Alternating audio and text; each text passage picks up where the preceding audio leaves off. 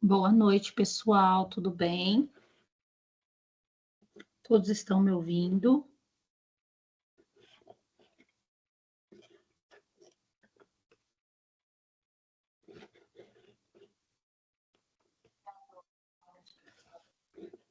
Uma boa noite, então, para todos os presentes. Mais um encontro para compartilharmos conhecimento. Eu sou a Nathalie, coordenadora pedagógica da Fundação Síndrome de Down, e eu vou fazer a minha audiodescrição. Mulher branca, cabelos curtos, loiro médio, olhos castanhos escuros, e eu estou usando uma blusa de frio de gola alta, de cor branca e brincos dourados.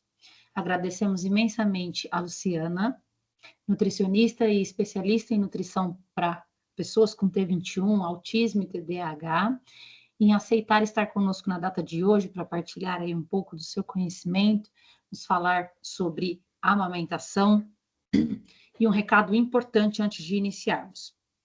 Sobre a lista de presença, ela estará disponível no chat ao final da apresentação. Não esqueçam de assinar a participação de vocês, por gentileza. A palestra será gravada e ficará disponível no YouTube. E referente às dúvidas, podem ir colocando no chat, que ao final nós abriremos um tempinho para que a nossa convidada Luciana possa responder. Lu, é com você. Lu, não estamos te ouvindo, acho que está mutado. Isso. Agora sim. Boa noite. Agora sim. Tudo bem? Sou Luciana Carvalho, uma mulher branca, com cabelos castanhos mais para o louro, uso óculos e estou com uma blusa preta de gola alta. E estou muito feliz de estar compartilhando aqui o conhecimento da nutrição na síndrome de Down, especialmente no tema sobre amamentação. É um tema que a gente vem trabalhando muito nesse mês de agosto, né, com Agosto Dourado. E eu tenho uma palestra muito interessante que traz dados interessantes sobre a nutrição na síndrome de Down, sobre a amamentação na síndrome de Down, especialmente, que muitas vezes não são tão bons os dados, mas a gente está aqui para lutar para que todas as crianças com trissomia do 21 tenham a oportunidade de ter esse processo de amamentação sendo motivado e incentivado, porque ele traz muitos benefícios. Eu vou compartilhar minha tela aqui para a gente começar a palestra, a gente segue a palestra completa e, ao final, eu vou estar à disposição aí para te esclarecer as dúvidas, para quem tiver dúvida, ok? Deixa eu achar aqui. Minha tela está aparecendo? Sim, está tudo bem? Sim. Ótimo. Deixa eu fechar aqui. Ótimo, agora eu estou vendo vocês. Maravilha. Então, o tema de hoje é sobre a amamentação na trissomia do 21. Eu vou contar para vocês um pouquinho da minha história. Todas as imagens que estão aqui nessa palestra são imagens cedidas pelos meus pacientes, né? Então, não podem ser reproduzidas em qualquer outro local. Eles autorizaram para que eu mostrasse essa evolução da amamentação, então não tem nenhum tipo de conflito de interesse nessa palestra. Eu sou nutricionista clínica funcional, me especializei na área de nutrição na síndrome de Down, autismo e TDAH, e hoje eu trabalho principalmente com crianças dentro dessas condições genéticas que trazem para mim um desafio e também um reconhecimento, uma satisfação muito grande em saber que a ciência em que eu me dedico a estudar muito faz com que eu tenha resultados bem bacanas. Então, peraí, deixa eu só fazer aqui a minha exibição. Isso, deixa eu ver aqui. Deixa eu ver se muda. Beleza. Então, vamos lá. Dentro desse tempo todo da nutrição, eu vim trabalhando para cada vez mais me especializar e conhecer melhor a síndrome de Down. Quando a gente conhece melhor todas essas condições, a gente começa a identificar os pontos chaves para a gente trabalhar. Então, eu já faço atualização em outras áreas, principalmente na parte intestinal, que também traz uma visão mais ampla desse metabolismo da trissomia do 21. Então, a trissomia do 21, ela foi descrita pelo médico em 1866 e é considerada a alteração cromossômica mais comum em humanos, com uma incidência de cerca de 800 nascimentos, 1 a cada 800 nascimentos em todo o mundo. Esses estudos que eu estou trazendo para vocês agora, eu misturei estudos mais recentes com estudos mais antigos, porque a nutrição e a amamentação na síndrome de Down já vem sendo estudada há bastante tempo pelos benefícios que ela traz. Então, dentro desse contexto, eu sempre inicio a palestra com uma descrição do que é a síndrome de Down.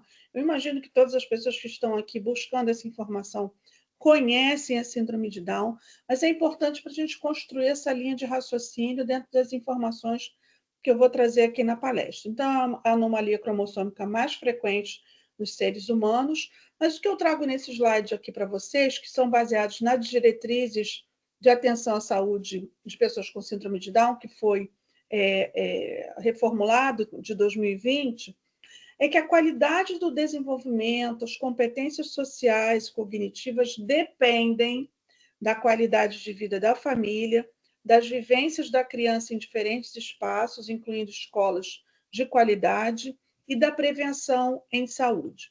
Quando a gente pensa em prevenção em saúde, a gente pensa que desde a gestação, a partir do momento do diagnóstico, né, que muitos diagnósticos são feitos na gestação e outros diagnósticos são feitos no parto, isso depende muito, varia muito de família para família.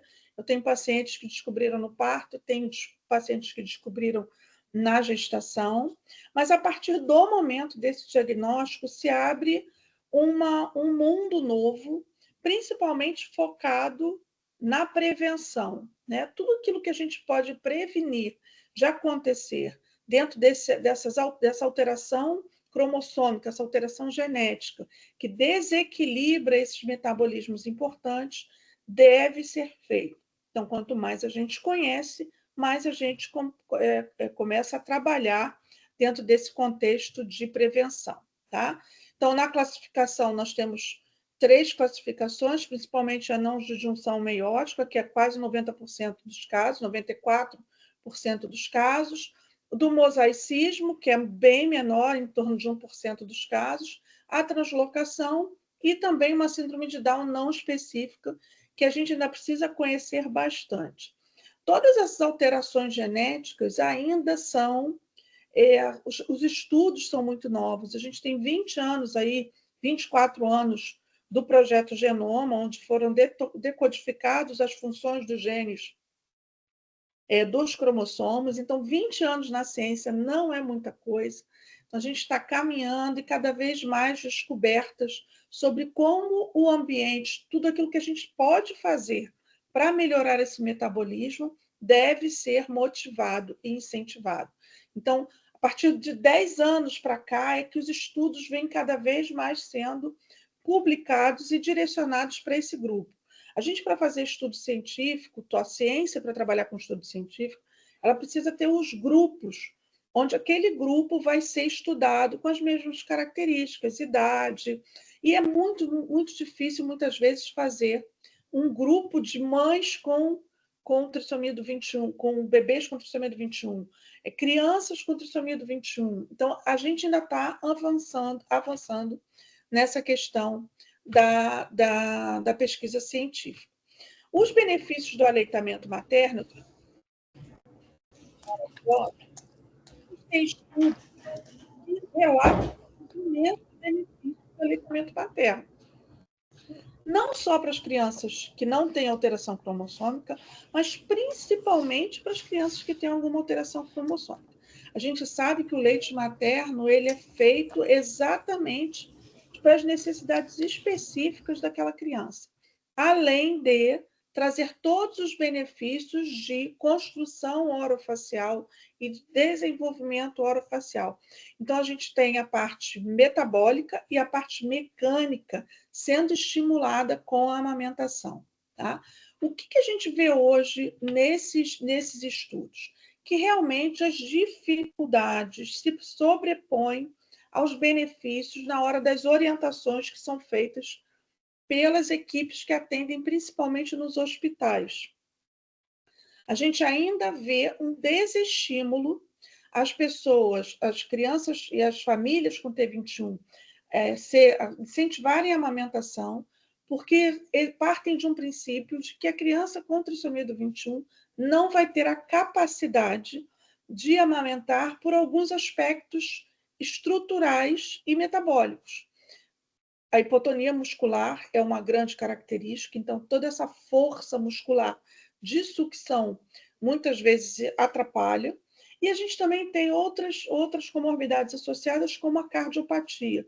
Então, a cardiopatia, muitas vezes a criança se cansa muito rápido, e partindo desse princípio, logo no hospital, existe um desestímulo, porque para sair do hospital, ou para a criança não ter hipoglicemia, ela precisa da amamentação e precisa de volume, muitas vezes de ingestão, e isso acaba não acontecendo no tempo esperado. Na verdade, eles precisam de um pouco mais de tempo para que toda essa cognição entre a sucção, entre o ganho de peso e todo esse controle glicêmico seja estabilizado. Então, os benefícios do aleitamento materno para bebês com trissomia do 21 são os mesmos do que a população geral, porém, como elas apresentam um risco aumentado de uma série de comorbidades associadas, como, por exemplo, a imunodeficiência primária. E a gente sabe que no leite materno existe muita passagem dessa imunidade materna para a criança, então é muito necessário que esse aleitamento materno seja estimulado. Tá? Então, tem o efeito protetor do aleitamento exclusivo até os 6 meses de idade, pode ser ainda maior na trissomia do 21. Quando a gente pensa no contexto histórico, a gente tem cada vez menos amamentação exclusiva dentro desse contexto da trissomia do 21 e da população em geral. Né? Então, a gente vê no México menor que 50%, no Brasil verificou-se que apenas 31,6% da amostra de bebês com trissomia do 21 recebeu aleitamento materno exclusivo nos primeiros 6 meses, comparado a quase 90% dos casos de bebês sem a síndrome. Então, esses dados aqui são de pessoas com trissomia do 21 nesses diferentes países. Então, a gente tem, sim, um menor aleitamento materno no grupo de pessoas com trissomia do 21.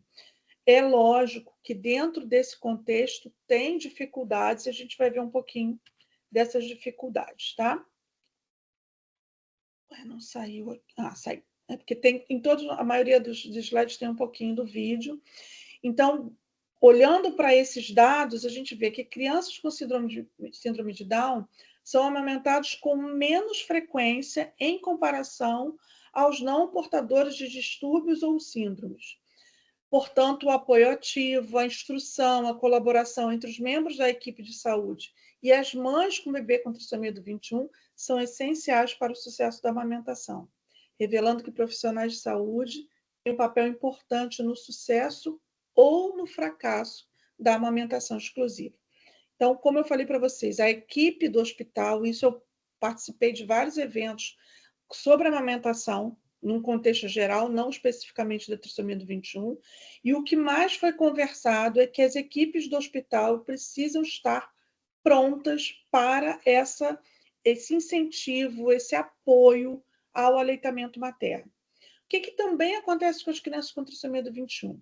Existem alguns protocolos hospitalares em que a criança com trissomia do 21 vai direto para a unidade de terapia intensiva para fazer uma série de exames, avaliar processos respiratórios, tem todo um protocolo de prevenção também com relação a isso. E dentro da unidade de terapia intensiva, isso já dificulta aquele contato com a mãe, aquele estímulo, é um ambiente que não favorece o aleitamento materno. Eu sei que tem grandes hospitais que estimulam esse processo, tá? Estou falando de uma maneira geral e trazendo esses estudos científicos aqui para comprovar o que acontece na maioria dos atendimentos de pessoas com trissomia do 21 no aleitamento materno. Então, a equipe do primeiro momento, que normalmente é composta por médico, enfermeiras, psicólogos nesse atendimento, precisa ser treinada para valorizar o incentivo ao aleitamento materno. Vamos começando a falar sobre os benefícios, porque eu acho que os benefícios se sobrepõem às dificuldades. Então, um dos grandes benefícios do aleitamento materno é o desenvolvimento dos músculos orofaciais. Essa hipotonia da face, essa hipotonia desses músculos que seguram a mandíbula, desses músculos embaixo do queixo, que fazem todo esse apoio à língua, ao movimento de língua, quando é estimulado pelo bico do seio materno, que se encaixa na cavidade oral, traz mais benefícios para o desenvolvimento dessa cavidade oral, porque as crianças vão crescendo e vão desenvolvendo isso. O que acontece com o bico? Eu quero também deixar ressaltado que o aleitamento por fórmula também é importante a partir do momento que não se consegue amamentar via seio materno. A gente aqui não está dizendo que vai causar algum prejuízo, nada disso. A gente está falando sobre os benefícios. Então, no bico, a questão orofacial se adapta ao bico. E quando é o aleitamento materno, o seio se adapta à cavidade oral, permitindo o melhor desenvolvimento dessas características estruturais. Então, um dos grandes carros-chefes do aleitamento materno na trissomia do 21 é o desenvolvimento dos músculos orofaciais. Quando existe a mamada no peito, no seio, esses músculos são desenvolvidos de uma maneira. E quando isso acontece com o bico, esses músculos são desenvolvidos de outra maneira. Inclusive para o desenvolvimento do palato, desse fortalecimento da língua, tudo isso é beneficiado com o seio materno, tá?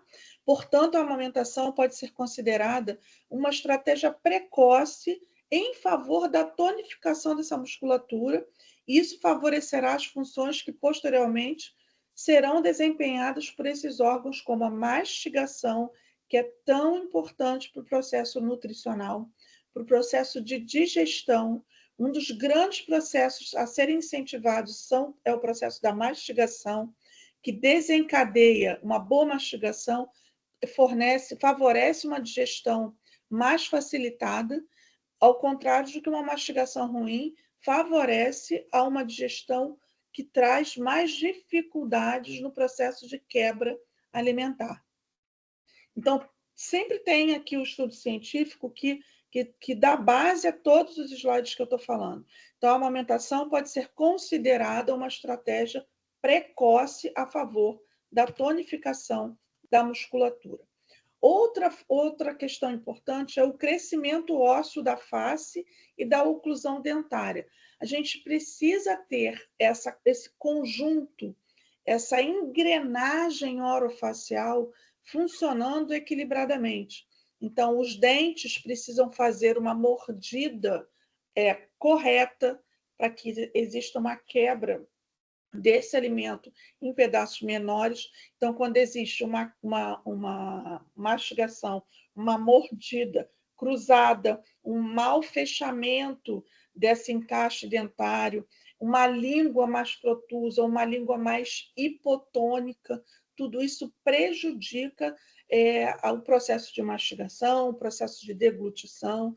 Então, o aleitamento materno favorece o desenvolvimento, porque ao nascer eles têm um tamanho, aos 6 meses tem outro, ao primeiro ano tem outro.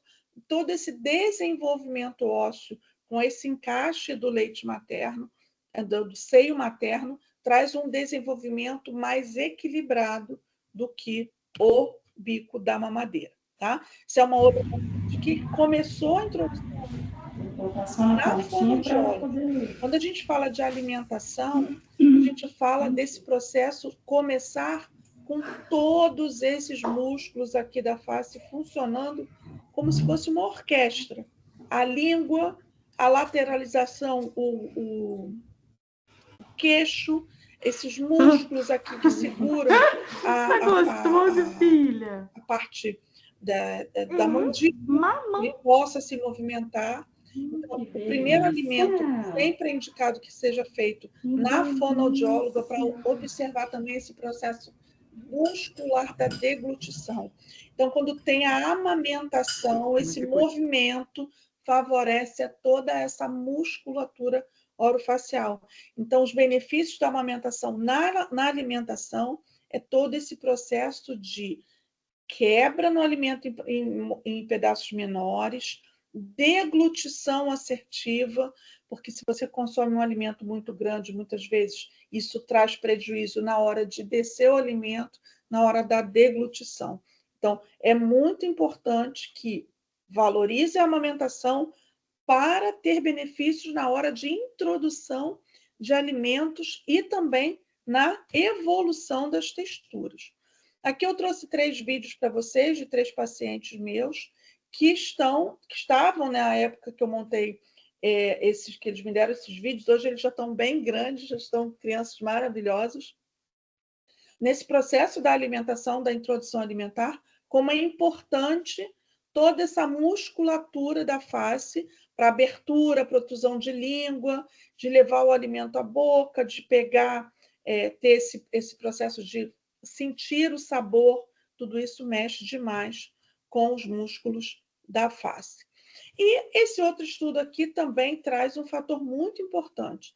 A gente sabe que na trissomia do 21 nós temos uma tendência, uma predisposição à desregulação do sistema de fome e saciedade, levando muitas vezes a pessoa com trissomia do 21 a consumir mais calorias do que o gasto energético que ela tem, levando a um ganho de peso.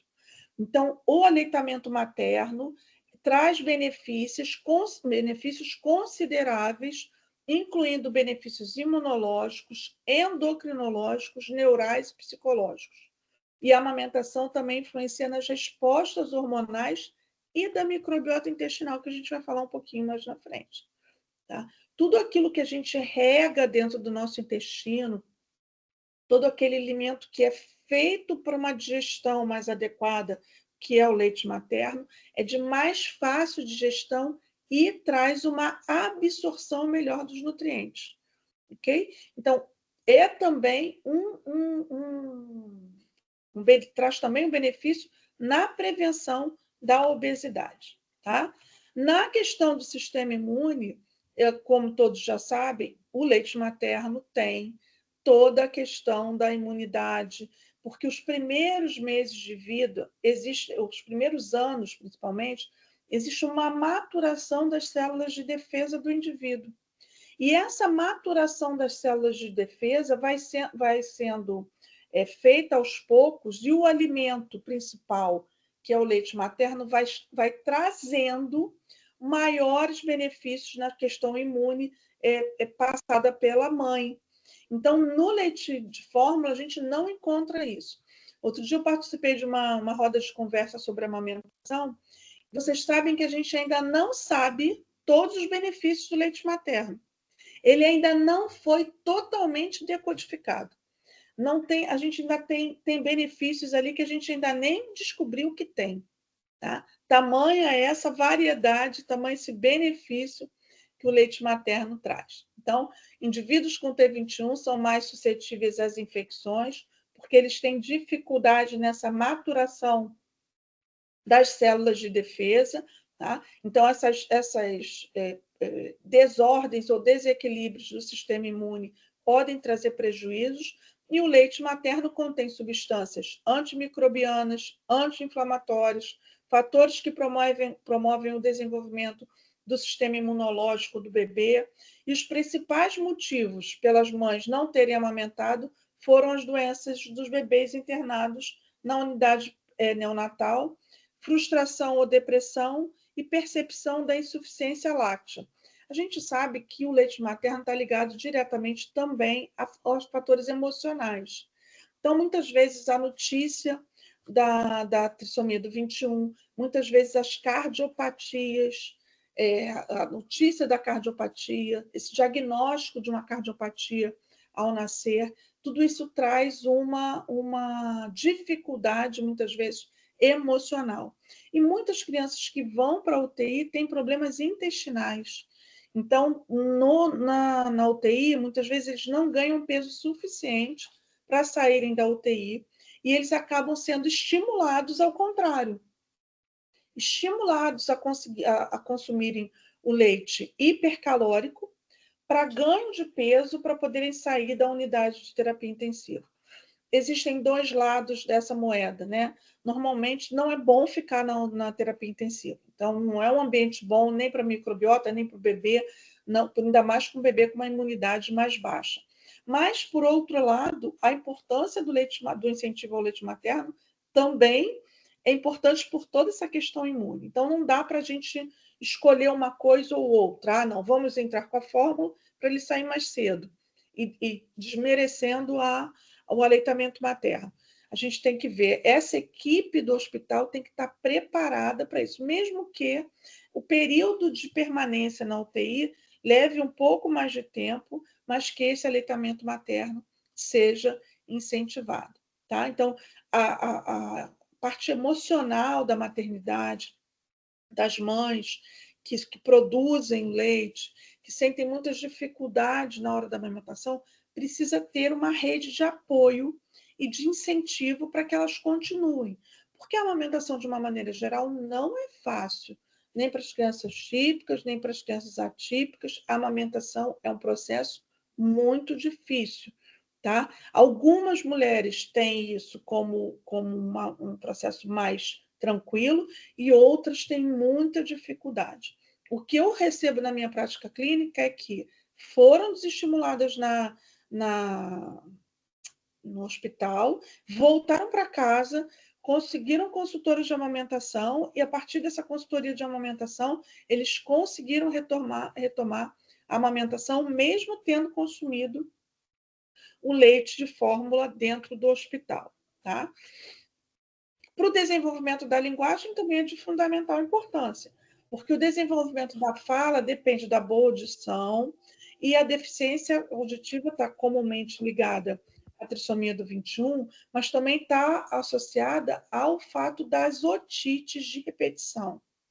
Vamos conversar um pouquinho sobre isso para a gente raciocinar junto. O que acontece? Os seios nasais na trissomia do 21, eles são mais baixos por causa dessa estrutura facial, tá? Crânio-facial da trissomia do 21. Quando eles mamam no peito, a amamentação leva o leite por uma via mais correta.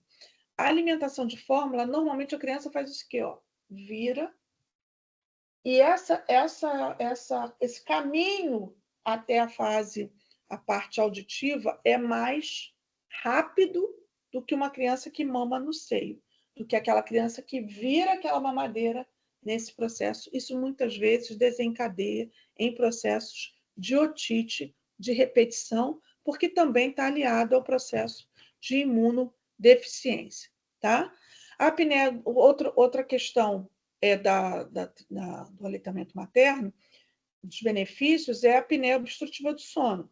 Então, eles têm um processo de aumento do tecido linfóide, de hipotonia, macroglossia, hipoplasia do terço médio da face e, muitas vezes, sobrepeso. Isso tudo piora a questão da entrada do ar, né? Então, quando está muito constipado, quando esse processo de desenvolvimento orofacial não é correto, isso tem uma tendência maior a essa obstrução da entrada do ar, levando a esses despertares noturnos que prejudicam muito o neurodesenvolvimento.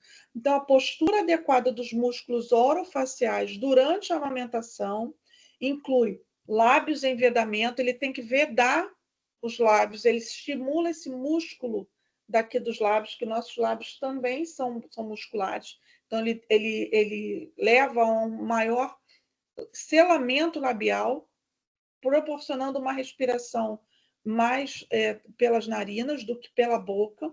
Então, ó, o vedamento labial, língua acoplada ao palato, e é importante para favorecer o modo respiratório nasal e o crescimento adequado das estruturas da face e da via aérea superior. O aleitamento materno facilita todo esse desenvolvimento da musculatura, principalmente labial, onde as crianças dormem, favorecendo ao sono de boca fechada, onde o ar entra só pelas narinas, facilitando muito esse processo de desenvolvimento, neurodesenvolvimento e desenvolvimento orofacial. Tá? Outro benefício que incontestável é do vínculo da mãe e do bebê. Muitas famílias e muitas mães e famílias no completo têm a quebra do bebê esperado. E essa quebra do bebê esperado, quando recebe a notícia no parto, isso também traz, muitas vezes, um afastamento, um vínculo não tão presente. E o aleitamento materno faz com que esse vínculo seja restabelecido a partir do momento desse contato com o seio, desse olho no olho. Então, o aleitamento materno é importante para a formação do vínculo entre a mãe e o bebê. O diagnóstico da T21 para essas mães pode vir junto com ansiedade, medo, frustração, que podem atrasar esta formação do vínculo. Então, o aleitamento traz o bebê para próximo e desmistifica muitas coisas que muitas vezes passam pela cabeça da mãe, que não se preparou para aquele, que não teve diagnóstico na gestação e não se preparou para um filho com trissomia do 21. Então, trazer esse vínculo, os momentos da mamada favorecem o vínculo, porque são ricos em contato visual, afeto e comunicação.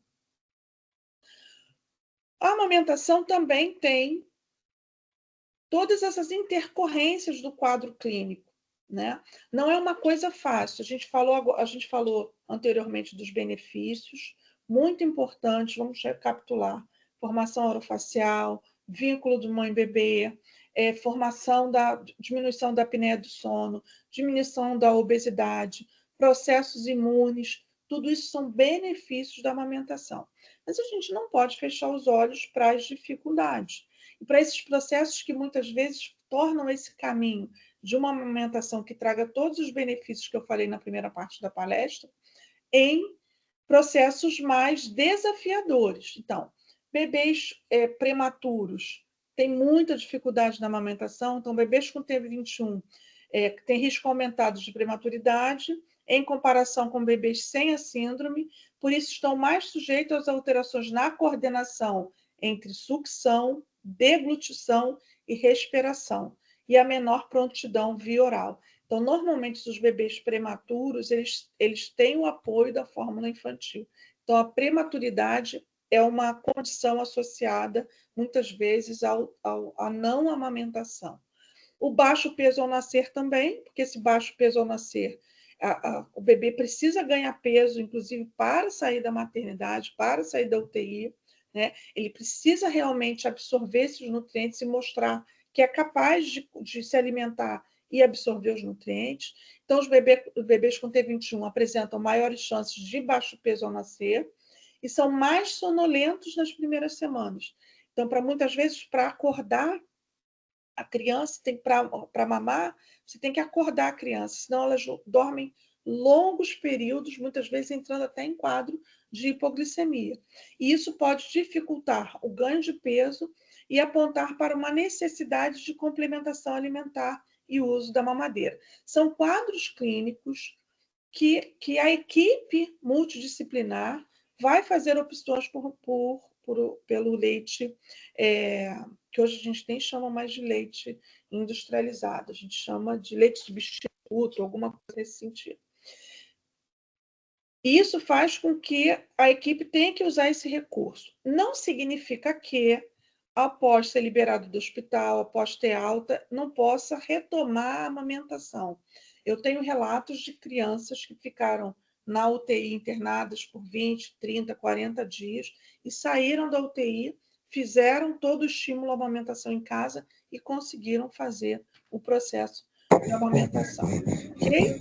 Então, na prematuridade, existem algumas alternativas, a translactação, o estímulo ali dentro da UTI. Então, são mães que passam por esse processo e saem desse processo utilizando as fórmulas, mas também não deixam, muitas vezes, ficam ordenhando o leite materno o tempo todo para que a criança receba o leite materno e não a fórmula infantil. Tá? O quadro de hipotonia também é uma característica que muitas vezes atrapalha o processo de amamentação. Isso aqui é a Melissa, isso aqui a Melissa foi estimulada nos primeiros meses de vida a esse processo de sucção. Então, a hipotonia generalizada é uma característica da síndrome e torna mais fraca esse processo de sucção, sendo este um dos principais motivos relatados pelas mães para a descontinuidade do aleitamento materno. Então, as crianças acabam mamando menos do que a necessidade energética delas. E isso leva a um menor ganho ponderal, levando a, muitas vezes, a equipe médica entrar com os leites hipercalóricos para ganho de peso. Então, língua, lábios, músculos levantadores e abaixadores da mandíbula precisam realizar movimentos amplos e coordenados para a extração do leite materno. E essas dificuldades, muitas vezes, atrapalham esse processo de continuidade. É um conjunto de coisas que acontece que a equipe do hospital, a psicóloga, a enfermeira, a nutricionista e o médico precisam estar ao lado para dar suporte nesse momento.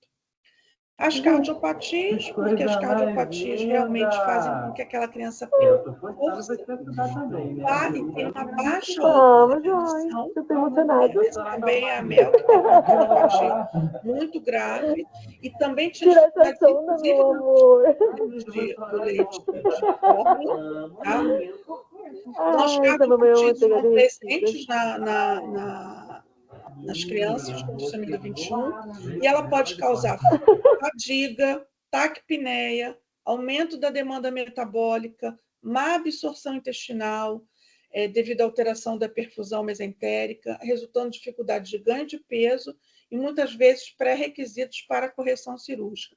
Então, quando a criança tem baixo peso, baixa absorção, baixo volume de mamadas e baixa absorção desse leite materno, muitas vezes impede processos cirúrgicos. E aí sim você tem que fazer uma outra intervenção. Mas é muito importante, essa avaliação tem que ser muito bem feita pela equipe, ou para fazer a alimentação mista, levando também o leite materno e não indo direto exclusivamente para a formulação infantil. Tá? Mas a prevalência de aleitamento materno nas cardiopatias é muito baixa, porque normalmente eles precisam ganhar peso, principalmente para o processo cirúrgico. Tá? Outro quadro clínico muito presente são das alterações, principalmente as malformações gastrointestinais. Então, o intestino maior, doença de Hirschsprung, onde a gente não tem esse movimento do intestino, então a amamentação muitas vezes dificulta, processos de alergias e intolerâncias alimentares com a proteína do leite, processos inflamatórios, isso leva muitas vezes à exposição à internação prolongada e dificulta a amamentação. Mas, com uma equipe preparada, todo esse processo recebe um suporte. A gente está vendo aqui suporte através dessa mamadeira com a colherzinha, da sondinha, do processo de translocação. Então, dependendo, por exemplo, no caso do Gabriel, ele tinha cardiopatia e síndrome de Hirschsprung, que é essa parte do intestino sem essa musculatura. Então, ele tinha dificuldade de evacuação e ele teria que fazer a cirurgia cardíaca e tudo isso. Mas, ao mesmo tempo, ela recebeu um apoio enorme da equipe do hospitalar, onde o tempo todo deram ferramentas para que o bebê continuasse ingerindo o leite materno. tá? E essa exposição também, muitas vezes, prolongadas por causa de cirurgia, por causa de cardiopatia. Então, a hospitalização prolongada, devido às doenças associadas, também prejudica a produção láctea materna. Vocês imaginem uma mãe com filho na UTI, sem dormir, com aquela tensão, muitas vezes não produz o leite suficiente, e todo esse ambiente desfavorece que esse estudo traz que a hospitalização prolongada também interfere no processo de aleitamento materno. Então, verificou que a hospitalização nos 6 primeiros meses aumenta em mais de 6 vezes a chance de interrupção da amamentação e o uso da sonda nasogástrica aumenta em 4 vezes, tá? Porém, como eu estou falando desde o início, se uma boa equipe multidisciplinar estiver pronta para atender bebês com condições genéticas associadas, com essas dificuldades que a gente viu os benefícios, a gente viu primeiras estatísticas, a gente depois viu os benefícios, depois a gente viu as possíveis dificuldades, e a todo momento eu estou falando para vocês da importância de uma equipe formada para atender e dar suporte a todos esses momentos, porque o suporte principal é o incentivo à amamentação, tá? Mesmo nessas condições não muito favoráveis. Então, os estudos sugerem que o apoio de uma equipe multidisciplinar é essencial para o sucesso da amamentação. É necessário uma maior sensibilização relativa às recompensas e aos desafios únicos da amamentação desses bebês, bem como a forma como as famílias lidam com os desafios constantes. Então, nessa equipe multidisciplinar tem que ter o psicólogo, tem que ter a nutricionista, tem que ter a enfermeira, tem que ter o médico, todo mundo ali, a família principalmente, dando aquele apoio para isso. Então, os profissionais devem estar capacitados e educados e atualizados para entender as possíveis comorbidades associadas da síndrome e, dentro daquelas comorbidades associadas, encontrar estratégias importantes para levar o leite materno. Então, não é simplesmente, eles não conseguem amamentar, então entra com a fórmula. Não é assim que funciona. A gente precisa mudar esse pensamento e partir do princípio que eles podem mostrar que são capazes de amamentar. E não partir do princípio de que nenhum bebê com trissomia do 21 tem capacidade da amamentação, o que a gente vê muito na prática clínica, quando famílias inteiras são desestimuladas, já dizendo, ele tem T21, ele não vai conseguir amamentar. Não é verdade. As crianças com T21, cada uma tem a sua característica, e tem crianças com T21 que não tem comorbidade nenhuma associada, muitas vezes ficam até na UTI por prevenção, né, e acabam sendo desestimuladas no processo de amamentação. Os fatores maternos e os impactos na amamentação estão muito relacionados à parte emocional. Então, a vontade ou não de amamentar e as suas expectativas, porque ainda a amamentação é muito romantizada. E a gente precisa falar de amamentação durante a gestação. A amamentação é um assunto que só é conversado, muitas vezes, depois do parto. Então, a gente precisa fazer um trabalho preventivo de educação nutricional, de falar sobre as dificuldades que podem aparecer e falar sobre a importância da amamentação durante a gestação. Porque a gente precisa preparar essa mulher para os benefícios e para as dificuldades que vão ser encontradas. Então, os fatores maternos que mais influenciam a vontade ou não de amamentar e as suas expectativas, a crença na insuficiência do leite, os sentimentos de estresse, frustração e luto pela perda do filho esperado e a depressão materna nos anos subsequentes ao parto. Na verdade, é um conjunto de coisas que acontece com a mulher no pós-parto, né? Esse turbilhão de hormônios, de queda e de aumento de outros hormônios, e toda essa parte emocional que a mulher passa no pós-parto, todas as mulheres. E quando acontece do filho com trissomia do 21 quebrar expectativas emocionais, isso pode ser um agravante nesse processo de amamentação. Mas eu já penso pelo lado positivo. Pode ser um agravante, mas pode ser um estímulo ainda maior de amamentar o seu filho com trissomia do 21 para que ele cresça forte, saudável e cheio de oportunidades. Então, não olhar aquilo como a notícia ou a condição genética como um impeditivo, como uma coisa que não trouxesse tantos benefícios que a gente vê hoje com as crianças com trissomia do 21. A gente precisa trazer que a fundamental importância do leite materno para aquela criança crescer com todas as condições de saúde, as probabilidades de condição de saúde adequadas.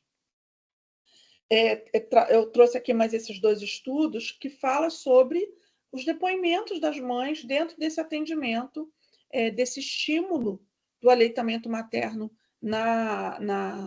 dentro desse contexto hospitalar. Esse estudo aqui é de 2022, mães de crianças com síndrome de Down, as experiências do aleitamento materno e do suporte ao aleitamento materno.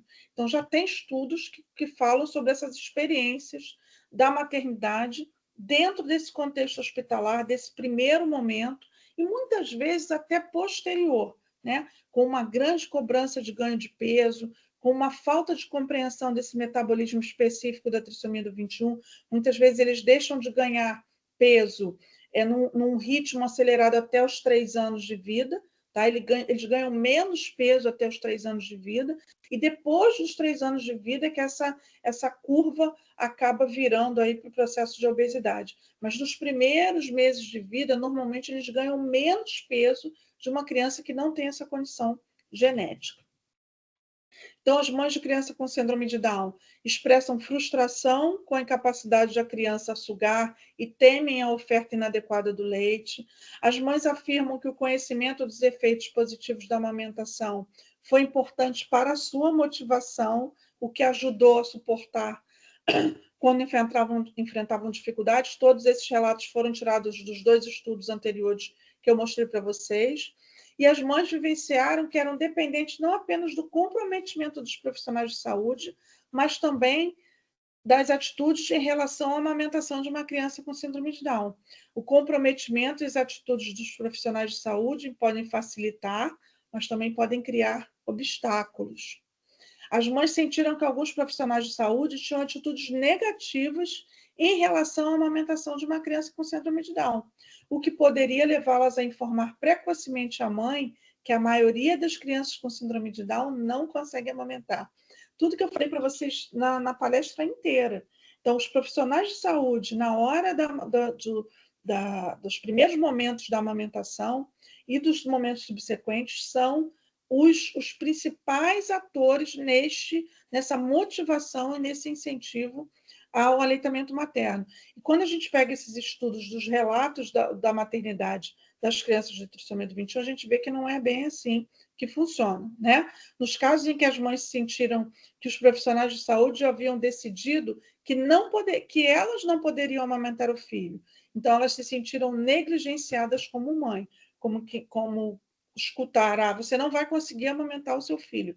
Como assim? Eu sou mãe, vou procurar a minha capacidade ou vou desenvolver uma capacidade de alimentar o meu filho.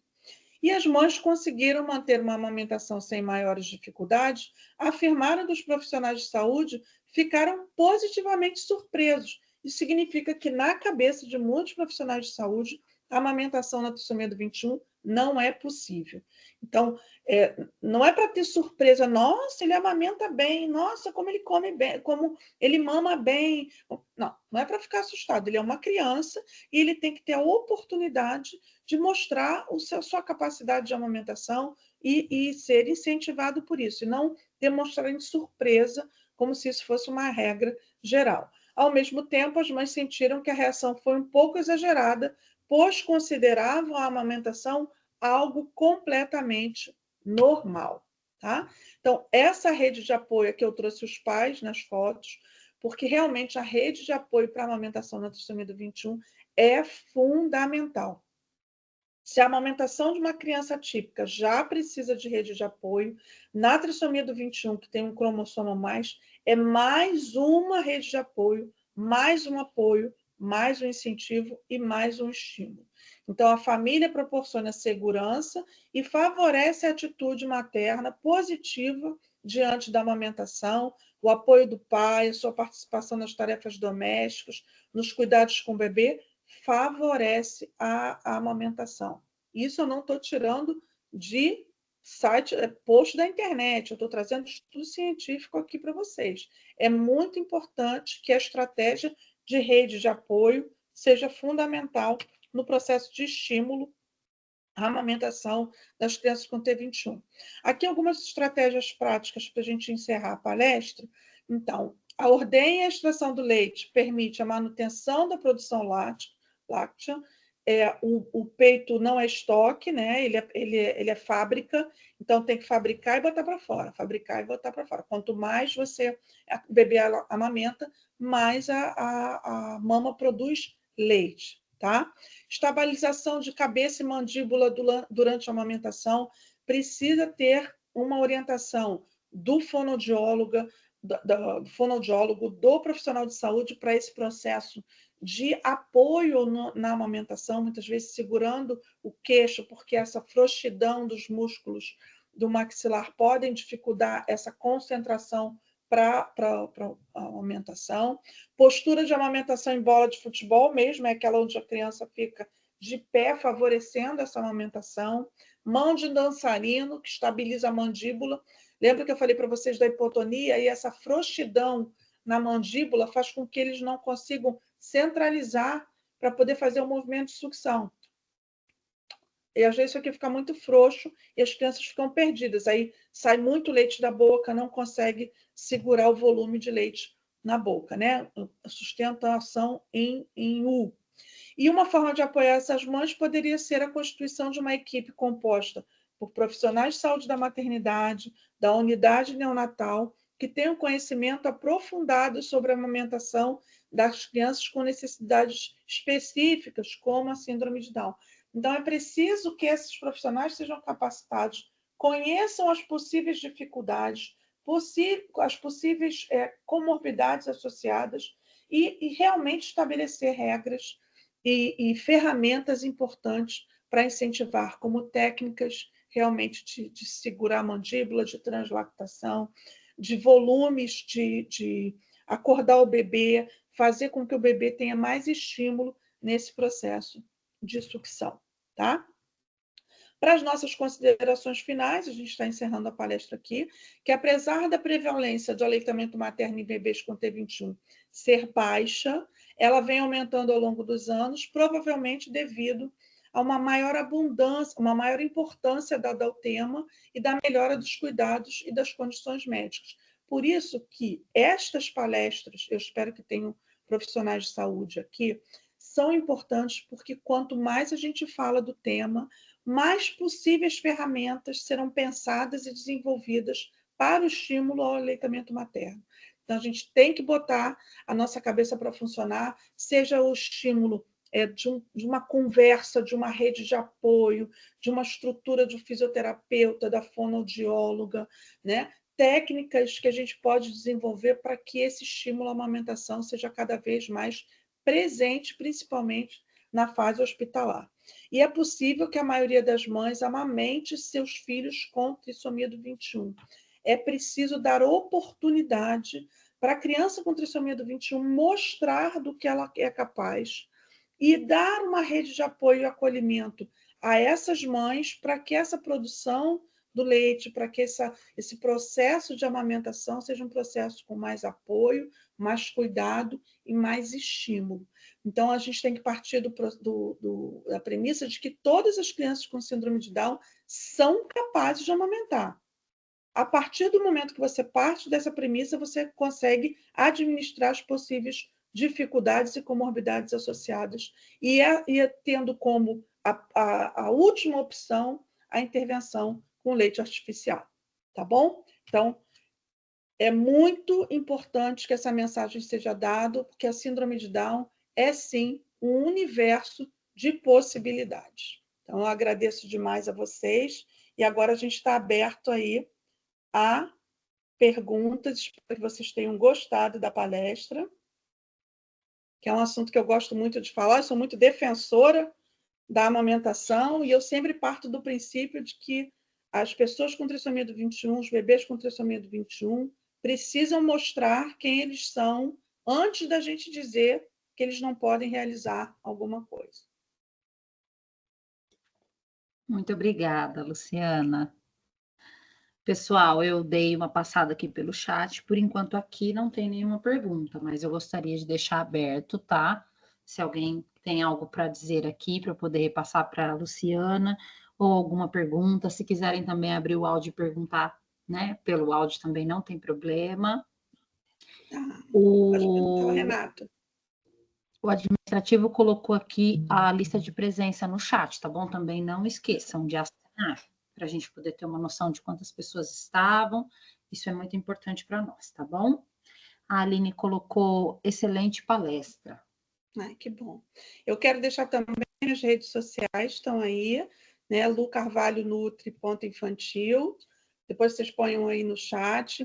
Tem muita informação lá de todo o processo da trissomia do 21, tem informações sobre o aleitamento materno também, tem vários posts lá que podem auxiliar, porque a informação é poder, a gente precisa estar informado, tanto dos benefícios como das dificuldades, para a gente poder estar preparado para esse manejo e esse incentivo à amamentação na trissomia do 21.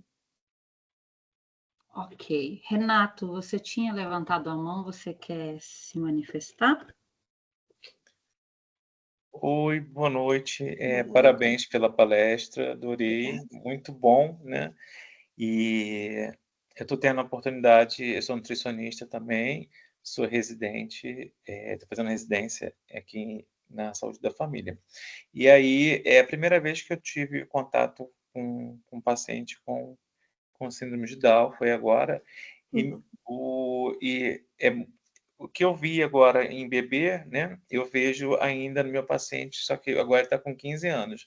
Mas as mesmas coisas, assim, de problema respiratório, né, essa respiraçãozinha diferenciada deles. E será que isso foi, quando eu fui vendo a sua aula, né, a sua palestra, eu fui percebendo que talvez, eu não cheguei a fazer essa pergunta para a mãe, mas talvez lá atrás a mãe não deve ter tido não deve ter feito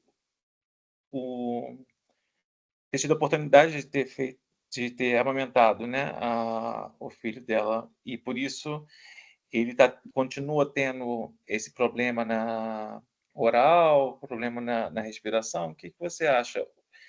E eu tive melhoras na respiração dele, no problema inflamatório, tirando o glúten, e percebi também que na palestra você falou desse problema da intolerância A à proteína do digestão. leite, né? E Então, que você vamos pode lá. me ajudar, né, assim, de orientação. Não, claro que sim. O que acontece? São dois aspectos. Primeiro que quando as mães têm o diagnóstico da T21 no parto, é mais difícil, né? Porque é tudo muito novo, é aquela expectativa que envolve vários aspectos emocionais que podem dificultar todo esse conhecimento. Porque se a família que recebe o diagnóstico da trissomia do 21, o que ela faz primeiro? Ela vai no Google, né? E quando ela vai no Google, ela não está preparada para aquele volume de informações ali que não são do filho dela, são da T21 de uma maneira geral. Então, aquilo já causa um estranhamento, um susto muito grande. Seria muito importante que as pessoas descobrissem a trissomia do 21 na gestação. Porque durante a gestação você já pode fazer algumas intervenções, inclusive antioxidantes. A gente tem estudo de antioxidantes durante a gestação que favorecem a estrutura crâniofacial. Então, já são, como eu falei para vocês no início, de uns 10 anos para cá, a gente tem tido muitos estudos importantes, relevantes, que vão trazer protocolos muito definidos e assertivos lá na frente, tá? Então, seria ideal que todos soubessem desse diagnóstico na gestação, porque estariam mais preparados para a amamentação, para as possíveis intercorrências no início. Quando tem diagnóstico no parto, é uma chuva de informações. E se o diagnóstico estiver associado a problemas intestinais, né? Problemas de vômito, diarreia, problemas de intolerância e ou alergia à proteína do leite de vaca, que é muito presente na trissomia do 21. Porque essa formação intestinal, ela ainda é muito imatura. Todas as pessoas terminam a formação corporal depois que nascem, né? Elas não nascem prontinhas, como toda a evolução através do aleitamento materno, da alimentação, do contato com o ambiente, eles vão tendo um amadurecimento do sistema digestivo. E a amamentação favorece o processo de amadurecimento do sistema digestivo. E muitas vezes eles não são capazes de quebrar proteínas muito grandes, como a proteína do leite de fórmula. Nós estamos prontos para receber a proteína do leite materno, que é uma proteína de mais fácil digestão. Tá? Mas, às vezes, entra com a fórmula infantil, e a fórmula infantil tem a proteína íntegra e acaba desencadeando uma série de alterações intestinais. Inclusive na internação da UTI, entrando com o Nelcate, que é uma fórmula de aminoácidos, porque eles não têm capacidade ainda de quebrar todas essas moléculas do leite. Então, ao longo da vida da pessoa com trissomia do 21, eles têm uma predisposição a processos digestivos alterados, baixa produção enzimática, permeabilidade intestinal. Então, essas proteínas maiores, como a do leite, que é uma proteína comprida e grande, parece um colar de pérolas, e a proteína do glúten, que é uma proteína mais emaranhada, para ela ser quebrada em pedacinhos menores para serem absorvidos pelo intestino, elas demandam um processo. E muitas vezes a pessoa com trissomia do 21 não faz esse processo com eficiência. Ela faz o processo, mas ela não faz com eficiência. E quando não faz com eficiência, acaba desencadeando muitas alterações intestinais, muitas inflamações intestinais. Não significa que todos vão ter isso, tá? É muito importante a gente saber que as pessoas com trissomia do 21 têm o seu metabolismo único. Todas têm o mesmo diagnóstico, é trissomia do 21, seja translocação, trissomia livre ou mosaicismo, mas eles têm metabolismos individuais muito diferentes entre si. Tem crianças que nascem, pegam no peito e mamam até os 2 anos, e não tem intercorrência nenhuma. Tem crianças que nascem, nem no peito consegue, tem que entrar com a sonda nasogástrica. Tem crianças que consomem a fórmula infantil e ficam ótimos. Tem criança que consome a fórmula infantil e tem diarreia, sangue nas fezes, inflamação intestinal. Então, isso depende muito da criança. Por isso que hoje a gente não tem diretrizes dizendo para excluir leite e glúten, para excluir alguns alimentos. A gente não consegue fazer isso, porque para definir essas diretrizes, a gente precisa ter grupos de pessoas similares, que têm as mesmas reações, e botar as pessoas com trissomia do 21 no mesmo grupo é muito difícil, porque eles são muito diferentes. Tem crianças que nascem muito comprometidas, e tem crianças que com T21 que não nascem com nenhuma comorbidade associada, sem cardiopatia, sem problema intestinal, com baixa hipotonia, mamando super bem. Então, os profissionais de saúde têm que estar preparados para avaliação individual. E não para dizerem assim, na T21 eles não amamentam. Essa é a grande diferença. E o bom nutricionista e o bom profissional de saúde vai prestar atenção no seu paciente. Vai estudar a complexidade da trissomia do 21, vai saber as possíveis intercorrências, vai fazer a correlação e vai atender aquele seu paciente.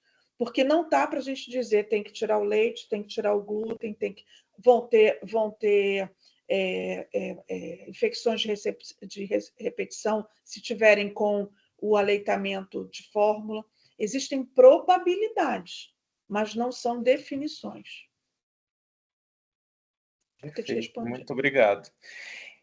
Tem alguma coisa que pode fazer para melhorar a flora intestinal, a microbiota? Nos primeiros 6 meses, normalmente, o leite materno e um ambiente mais seguro, né?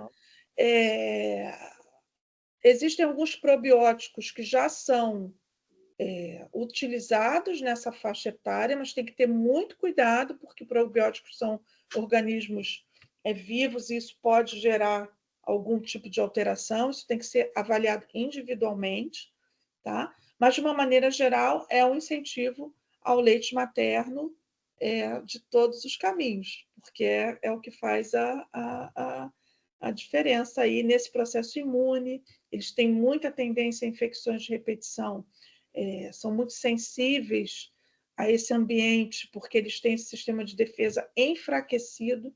Eles têm a defesa, mas eles têm uma ineficiência nesse processo de defesa. Então, o que a gente pode fazer é incentivar o aleitamento materno, proteger mais essas crianças nos primeiros meses, né? Proteger mesmo pelo ambiente, poucas visitas, pouca circulação, porque quanto mais você expõe, de repente uma criança não tão preparada para essa exposição acaba entrando num quadro mais agudo. Tá? A produção. Alguém está perguntando aí, você vai conduzir, Nathalie? Sim, tem mais uma pergunta aqui. A da Aline. Gostaria de fazer 2 perguntas. Com a protusão da língua dos RN com trissomia 21, qual a técnica que facilitaria a amamentação? E Então, no qual seria a melhor fórmula para esses bebês pré-termo? Então, normalmente, protusão de língua e musculatura orofacial é uma boa fonoaudióloga. A fonoaudióloga é o principal profissional desde que o bebê com trissomia 21 nasce. Tem pessoas que dizem assim, não, só vai fazer fonoaudióloga. Fonoaudióloga na trissomia do 21 não é só para fala. Fonoaudióloga é para estimular todo esse processo muscular orofacial e de deglutição, tá? Porque normalmente eles são hipotônicos aqui e hipotônicos dentro do trato gastrointestinal. Então, estimular processos musculares orofaciais, fonoaudiólogo. É a fono que vai dar essa técnica. Em segundo lugar, quando não pode ter o leite materno, quais os principais leites? Normalmente, o que a gente pensa? Se ele tem imaturidade do trato gastrointestinal, as fórmulas extensamente hidrolisadas poderiam ser uma primeira opção que facilitaria a absorção dessa questão proteica. Mas isso não está em nenhum protocolo hospitalar. O que pode ser feito é a mãe deixar por escrito que, caso a criança tenha necessidade de utilização de fórmula infantil, ela queria que fosse a fórmula do leite extensamente hidrolisado, que pode ser Tamil-Pept, Pregomin-Pept, pode ser o Nelcate, pode ser... Mas isso tem que ser... Normalmente, quem faz isso são as mães que têm o diagnóstico antes do parto. Porque no parto, as primeiras 24 horas do parto, normalmente a criança tem que beber alguma coisa, senão ela entra em quadro de hipoglicemia. Muitas vezes elas consomem o leite industrializado, o leite de fórmula, sem nem a família saber, por causa da hipoglicemia. Aí elas entram com o leite de fórmula e depois levam para o peito. Mas às vezes o primeiro contato é o leite da proteína íntegra. E isso pode desencadear uma série de coisas. Mas diferentes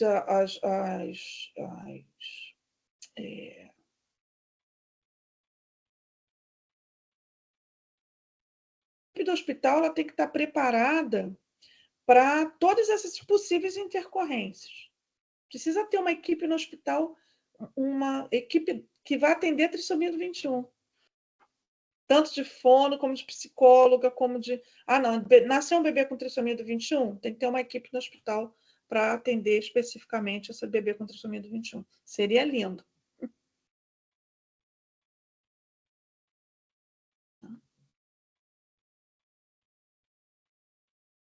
É isso. Eu não estou te escutando. Desculpa, estava mutado. A Aline falou perfeito, muito obrigada, então respondeu ela. O Renato também recebeu o certificado, lindo, muito obrigado. Maria Emília colocou muito obrigada, muitos detalhes que não sabia, que fez toda a diferença, aprendi muito. E é isso, pessoal. Deixa eu tirar uma foto aqui com vocês, que eu vou postar lá. A fundação, eu estou à disposição da fundação, tá? Para outras palestras.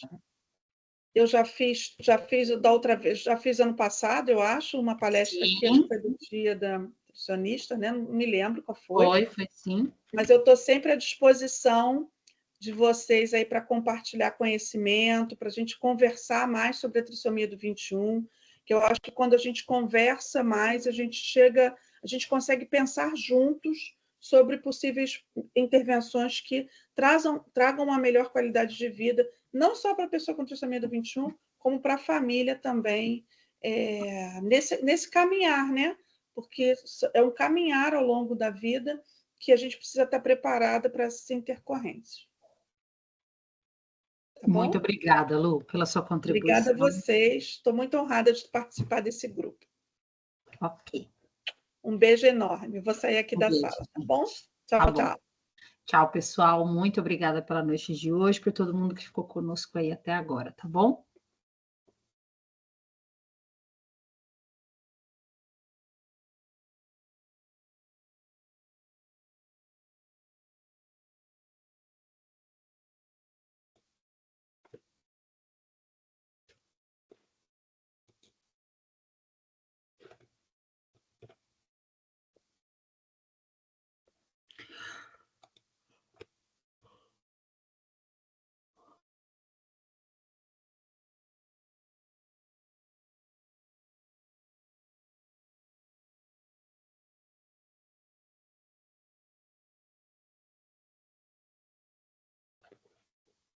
Amigo, tá por aí?